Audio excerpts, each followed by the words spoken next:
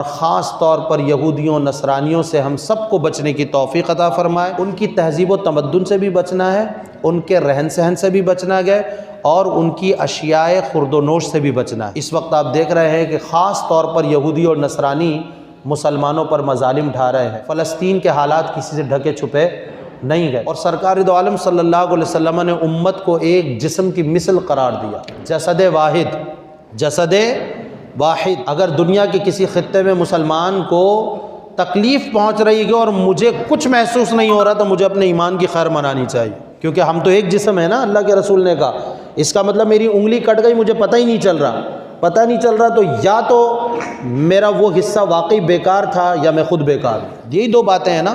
تو اگر ہمیں ان کی تکلیف نہیں پہنچ رہی، ہمارے مسلمان بھائی جو قتل گورائے گئے، شہید گورائے گئے، تو پھر ہمیں اپنے ایمان کی خیر منانی چاہیے۔ اس وقت تک 2 مہینے سے وہاں بمباری جاری ہے، درمیان میں چند دن کے لیے انہوں نے جنگ بندی کی تھی، پھر دوبارہ بمباری جاری گئے، پھر دوبارہ حملے، کیمیائی ہتھیاروں سے حملے، بلٹس مار رہے گئے، اور نہ جانے کن کن زہریلے ہتھیاروں سے حملے کر رہے ہیں، لاشوں کو ٹینکوں تلے کچل رہے ہیں، جلا رہے ہیں۔ اللہ کبھی ہم پر یہ وقت نہ لائے، لیکن اگر مسلمان ملک ان کے حق میں نہ بولے تو پھر وہ وقت دور نہیں گئے۔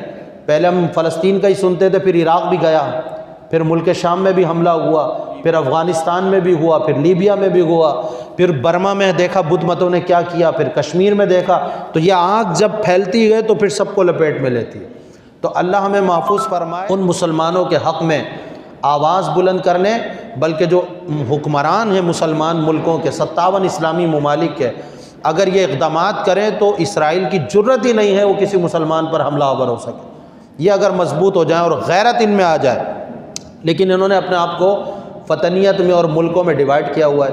اقبال نے تو بڑا سمجھایا تھا کہ ان تازہ خداؤں میں بڑا سب سے وطن ہے، جو اس کا پیراہن ہے وہ مذہب کا کفن ہے۔ تو ہم وطنیت میں ڈیوائیڈ ہو گئے۔ اقبال نے تو کہا تھا اسلام تیرا دیس ہے تو مصطفی ہے، بس تیرا دیس اسلام ہے۔ 57 اسلامی ملک اپنی جگہ، تیرا دیس اسلام ہے۔ جہاں اسلام پر حملہ ہو تو سمجھ جا تیرے دیس پر حملہ ہو گیا۔ اسلام تیرا دیس ہے تو مصطفی ہے۔ تو اسلام پر حملہ ہوا، بیت المقدس وہاں پر ہے فلسطین میں۔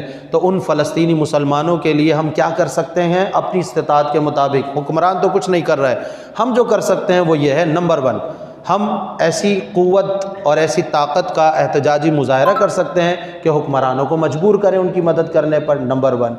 یہ بھی نہیں کر سکتے تو نمبر 2 یہ کہ ہم ہاتھ اٹھا کر ان کے لیے دعا کر سکتے ہیں کہ اللہ انہیں فتح و نصرت عطا فرمائے اور یہودیوں کو نیست و نابود فرمائے۔ اس کے بعد ہم تیسرے نمبر پر یہ کام کر سکتے ہیں کہ ان کو معاشی طور پر ہم اپنے عمل سے نقصان پہنچائیں، ان کی اشیاء کا بائیکاٹ کریں۔ آپ کو پتہ ہے اسلام اور کفر کا جو پہلا مارکا ہوا، کیا کہتے ہیں اس کو؟ پہلی جنگ، ہمارے آقا و مولا صلی اللہ علیہ وسلم کی پہلی پہلی جنگ بدر، 313 مسلمان اور 1000 کا لشکر، پہلا مارکا جو سب سے بڑا اسلام اور کفر کا۔ اچھا وہ کیوں درپیش آیا؟ میں معیشت سمجھانا چاہ رہا ہوں۔ ہمارے آقا صلی اللہ علیہ وسلم نکلے تھے ابو سفیان کے لشکر کو پکڑنے۔ ابو سفیان کا لشکر بلکہ قافلہ تھا، تجارتی قافلہ، جو ملک شام سے تجارت کر کے اور نفع اٹھا کے اونٹوں پر تجارتی سامان لاد کر لا رہا تھا مکے، اور اہل مکہ کا وہ سارا سامان تھا، مشرکین مکہ کا وہ سامان تھا۔ تو حضور نے چاہا کہ اس تجارتی قافلے کو ہی روک لیا جائے تاکہ ان کی معیشت کمزور پڑے اور وہ ہمارا مقابلہ نہ کر سکیں۔ یہ سامان پہنچ گیا تو وہ اور دلیر ہو جائیں گے۔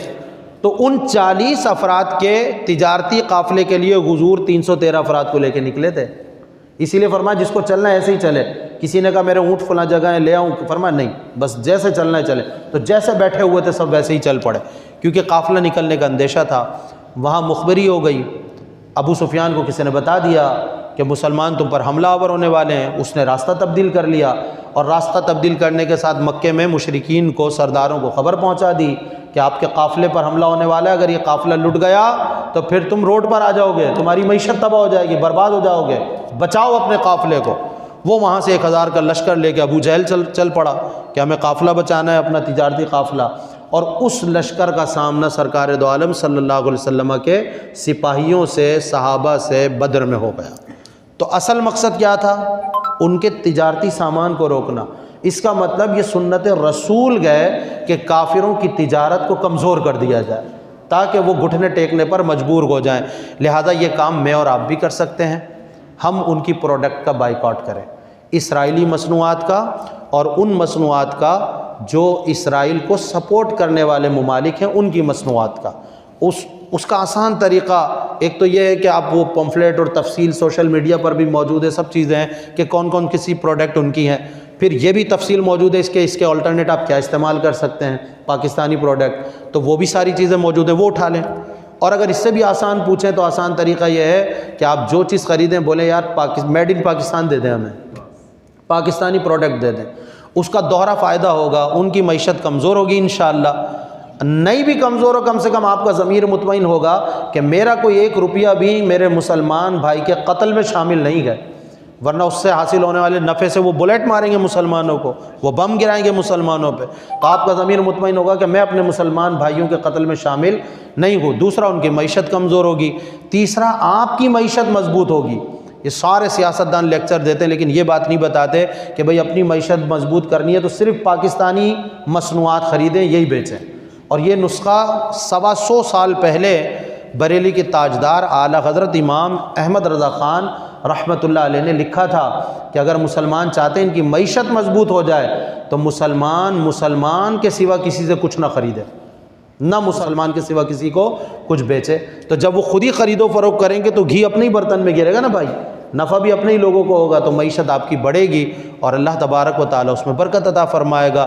تو آج سے میں اور آپ ہم سبھی یہ نیت کریں، مسجد میں بیٹھے ہیں، کہ ہم یہودیوں کی اور یہودیوں کو سپورٹ کرنے والے ممالک کی مصنوعات کا اپنی استطاعت کے مطابق بائیکاٹ کریں گے انشاءاللہ۔ اس طرح ہم اس جہاد فی سبیل اللہ میں خود بھی شامل ہو جائیں گے اور ان مسلمانوں کے لیے دعا بھی کرتے ہیں کہ اللہ تبارک و تعالیٰ ان مجاہدین کی جو فلسطین میں رہ کر جہاد کر رہے ہیں بیت المقدس کے لیے اور پوری امت کا قرض ادا کر رہے ہیں، ورنہ بیت المقدس صرف فلسطینیوں کا تو نہیں ہے، وہ تو قبلہ اول ہے مسلمانوں کا، دنیا میں جہاں بھی مسلمان رہتا ہے وہ اس کا قبلہ اول ہے، تو وہ تو سب ہماری بھی ذمہ داری ہے، لیکن وہ فرض کفایہ ادا کر رہے ہیں ہماری طرف سے کہ ہم یہاں بیٹھے ہیں اور وہ جہاد فی سبیل اللہ کر رہے ہیں۔ اللہ تعالیٰ ان مجاہدین کو فتح و نصرت عطا فرمائے اور صہیونیوں یہودیوں کو نیست و نابود فرمائے۔